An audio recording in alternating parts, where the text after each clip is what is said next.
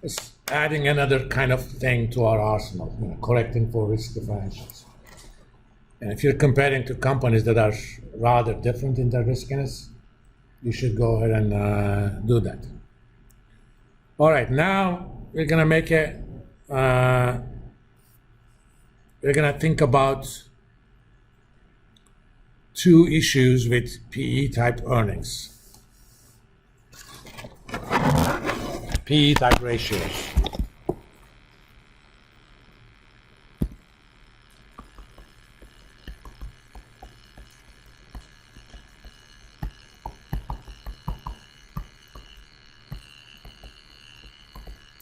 By the way, who came later? Someone came, I guess he already left.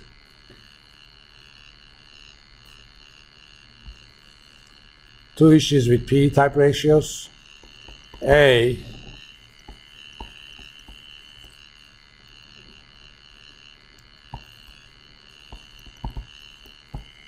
companies may have very different leverage, and B,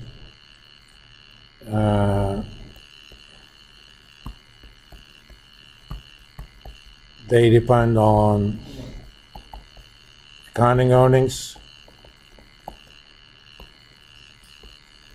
which one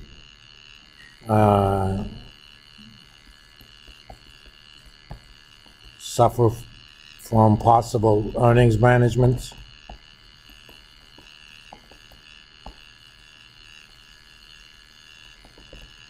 So a lot of different reasons corporations legally can pick what their earnings should be that quarter, that year. Sometimes they do it for if they see that market is going down and there is some potential issues, they may take a big bath right now. They take a big charge. It's not a bad idea to do that when the market is bad anyway. Your stock price is going to go down regardless. So they just take the big bath, and after that, stock price can recover from that. A lot of times when companies take a big charge, like for example a restructuring charge, typically it's an overshoot. And over time, we actually pay that back to the company. And they also have, if executives are compensated based on things like stock options, think of it, this year you're going to get some stock options as your compensation. You already took a big bath. Oh, you can always go down more, but it's more likely that it's going to go up. That means the options that you get this year are going to be more valuable later. So we need to kind of think about that stuff. And two, there are non-cash charges. And the obvious ones are something like depreciation, but we also have charges for stock-based compensation,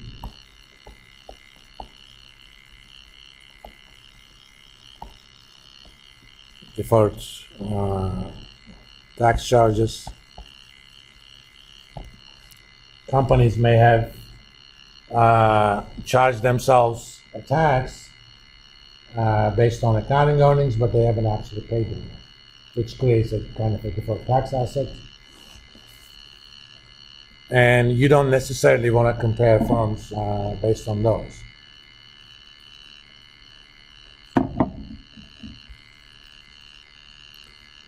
And to handle A, let's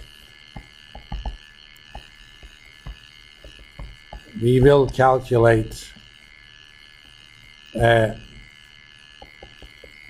firm value number. Not firm value, but we're going to calculate the enterprise value. Come on.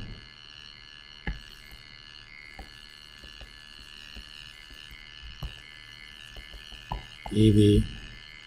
And EV is basically market cap plus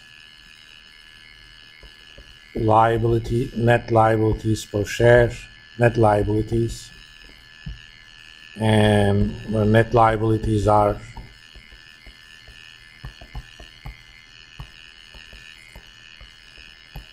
total liabilities, of course, net of minority interest,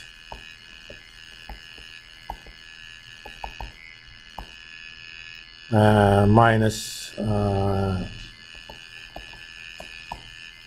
total cash-like assets. I don't know if there is any minority interest charges over there, but I'm just going to go ahead with the total cash-like assets. All right. Then the ratio we want is EV over E type ratios. Basically, in PE type ratios,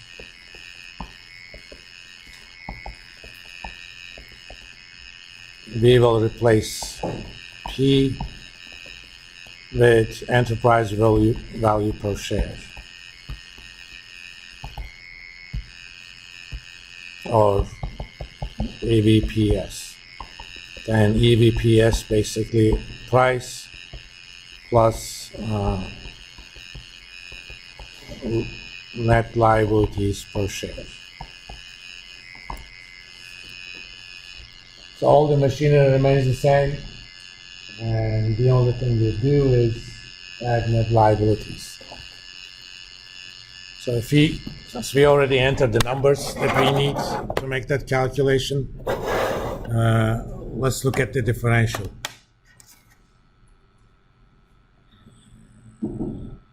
Where is it? Oh, I make the calculations here. Basically, EV per share is right here. Even though for Disney, market price is $81, the enterprise value, you can think of EV as what would have been the value of the firm if all of that debt was converted into shares. Okay? So it's basically the unleveraged value of the firm. That's what EV is. You basically eliminated all the debt and issued equity to replace it.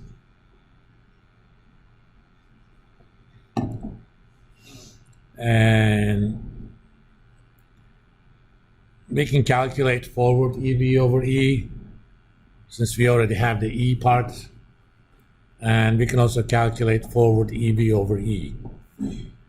So for Disney, that's 1980. For Netflix, is 19. Suddenly, there isn't too much difference. And let's think about why that is the case.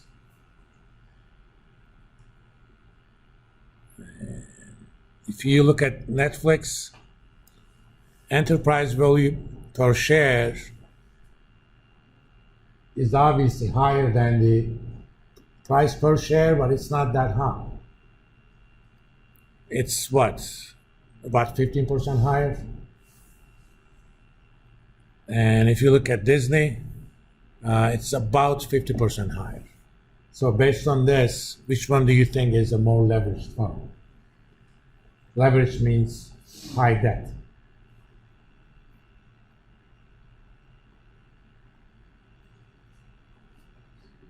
It is Disney. Okay? I mean, that extra advantage of Disney in terms of forward PE is actually coming from the leverage itself.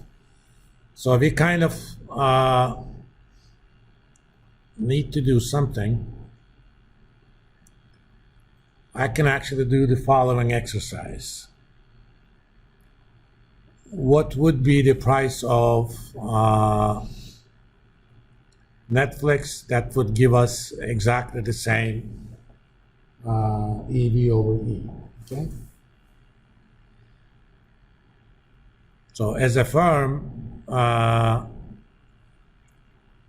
course, in this case, it would be pretty much same. So if I wanted to get a 1980 EV over E, let's do this.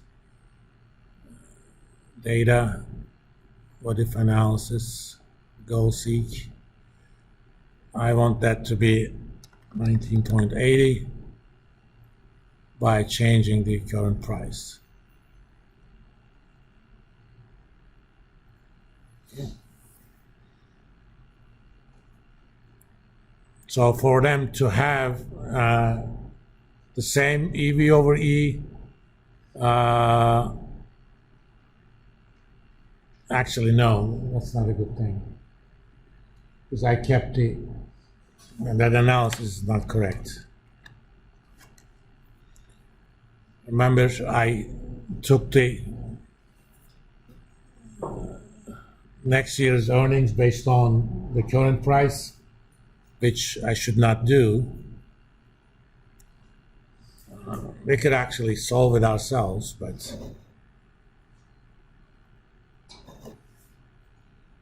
so if I want to price Netflix so that EV over E is exactly the same,